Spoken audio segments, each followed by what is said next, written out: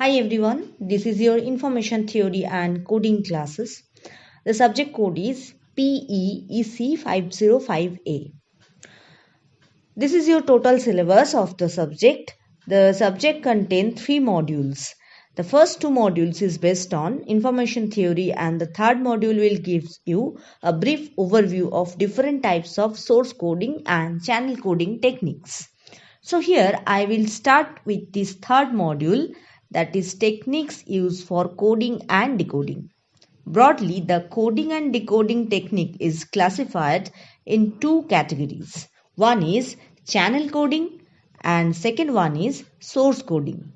Today I will talk about source coding. The process starts with a discrete memoryless source called DMS. This will generate a set of discrete symbols denoted as xi, where x is equal to x1, x2, x3 up to xn. These are the discrete symbols denoted as xi. Here n number of discrete symbols can be created. After that, these symbols are converted into a binary sequences, that is binary coded symbol code word through a source encoder. The device which perform this conversion, that is which convert the discrete symbols into binary sequence, is known as source encoder. An objective of source coding is to minimize the average bit rate required for representation of the source by reducing the redundancy of the information source. Here, redundancy means extra bit or a repeated bit stream created in that coding system. That means after a code word will be created, in the code word some redundant bit is also present. This redundant bit is the additional bit which is not included previously. This is known as, that's why they are known as redundant bit. Now, before going to the different coding techniques, let me introduce about some definition used in coding. The first one is a code word. A code word is a set of binary sequences that are assigned to the symbol. It means we have different discrete symbol or alphabet like A, B, C. These are symbols or alphabets which will be given some sequence of binary number. That means all these alphabets are assigned with some binary sequence that are also known as code word. For example, A is equal to, suppose 10, B is equal to 110, C equals to 11. Here 10, 110, 11, these all are binary sequences that are assigned with the respective symbols. That's why they are known as code word for the corresponding alphabets. Now, the next term will be code word length.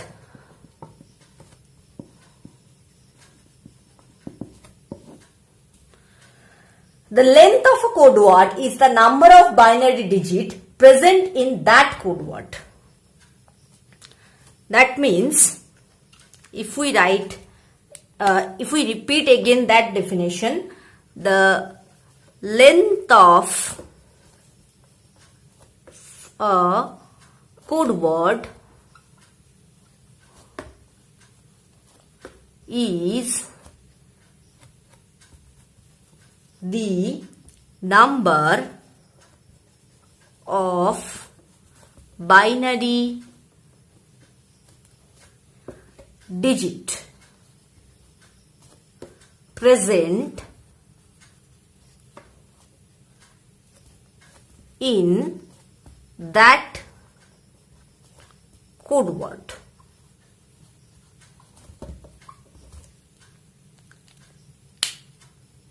For example, let's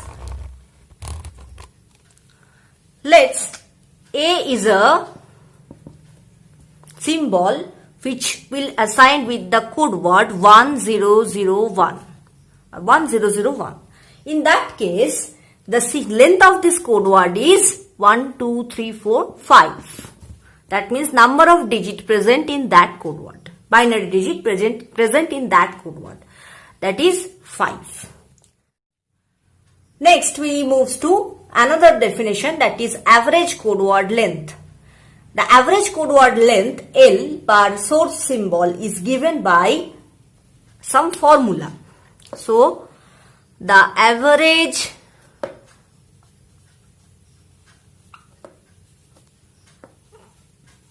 code word length L, denoted by L, per symbol is given by the following formula. The formula is L equals to summation of I is equal to 1 to m P of xi ni, where P of xi is the probability of occurrence of that symbol, that means the symbol which we want to encode or decode, and ni is the length of the code word. Now, another definition is code efficiency. The code efficiency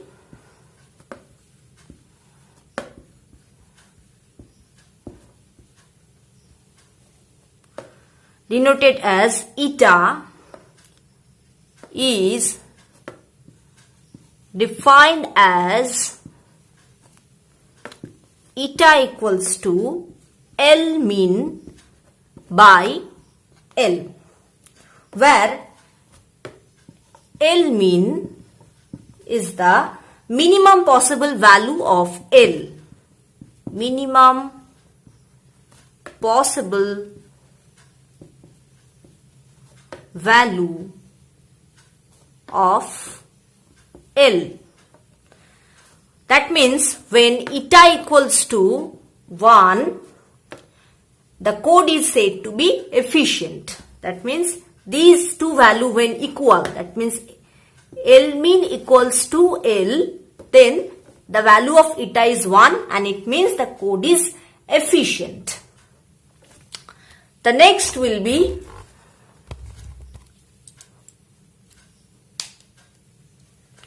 code redundancy.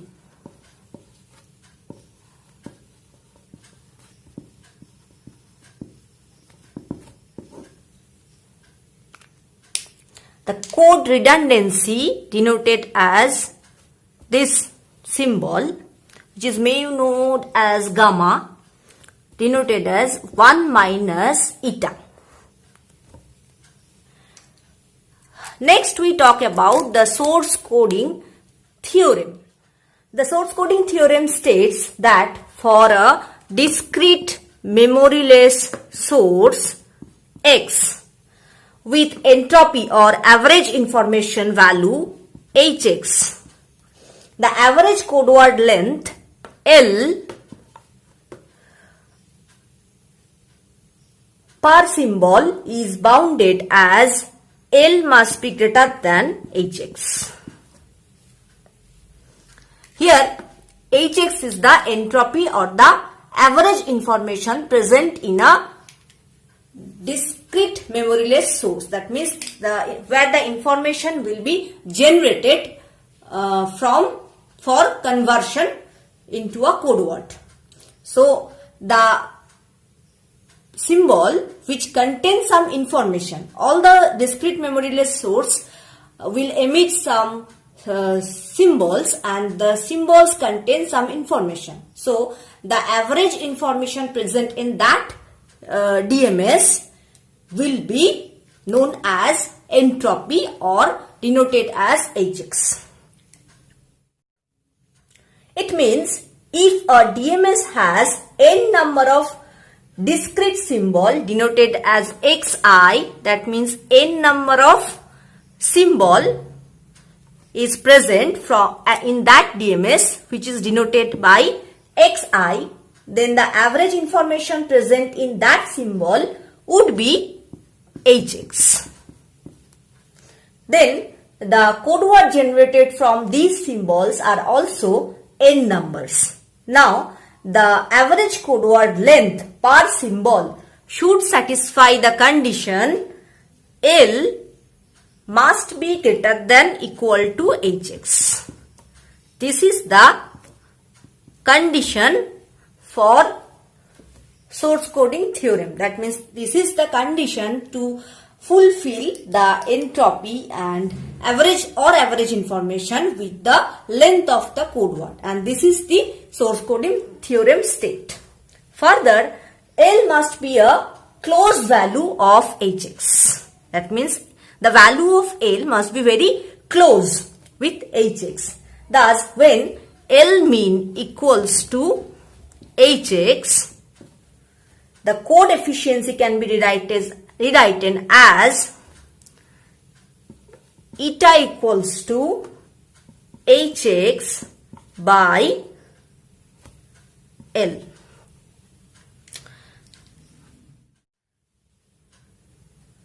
In our previous definition, I denoted as eta equals to L mean by L. Now, for source coding or satisfy the source coding theorem, L mean, when L mean equals to Hx, then the condition will be converted as eta equals to Hx by L. Let us we solve some problem related to this. The first problem will give you as given our DMS with two symbols x1 and x2, and the probability of occurrence of that two symbol, which is p of xi for px1 is 0.09 and p of x2 equals to 0.01. Symbol x1 and x2 are encoded as follows. So you can see here the probability of occurrence will be denoted here, and the code word is also written here. So your task is to find the efficiency and the redundancy. So how we can solve this type of problem? So from the problem given, you can see that a code is given to you. This is the code that contain these two code words x1 and x2 with their required information. As you have to find efficiency, also redundancy of the code, we know that average code word length L per symbol can be calculated as summation of I is equal to 1 to m p of xi ni. Now here as you can see that n equals to 2 because the length of the code word is 2 for each cases. It is also a 2-bit code word. It is also a 2-bit code word. Therefore, the length of the code word is 2 for each cases. And the probability of each symbol occurrence is one is 0.9, another is 0.1. So, if you derive this expression, the form will be P of x1 into n1 plus P of x2 into n2. Now you can write the value of P of x1 as 0.9 into 2 because the length of code word is 2. Again for px2 it is 0.1 and the code word length is 2. By solving this you can get the value is 1.8 plus 0.2, which is 2. That is 2 bit. So the average code word length per symbol is 2. It is your answer. Now here we have to use another formula, that is how we can calculate the average information or entropy of a source denoted as Hx. So the formula for calculating Hx is minus of summation of I equals to 1 to m p of xi log of 2 base 2 p of xi. So now by deriving this, you can get the formula as 0.9 into log 2 minus will be in bracket 0.9 plus 0.1 log 2.1. So if you solve this value, one thing you should remember that in your calculator the log 10 base value you can easily calculate, but if you want to calculate log 2 base value, the formula is given as, suppose a number in log 2 base 5, you have to calculate this. So for calculation of this value, the formula is log 10 base 5 by log 10 base 2. This is your formula for calculating log 2 base 5. So by using this formula, you can easily calculate this and try yourself. The answer of this value is, that means Hx will be 0.471 bit per symbol. Now the code efficiency becomes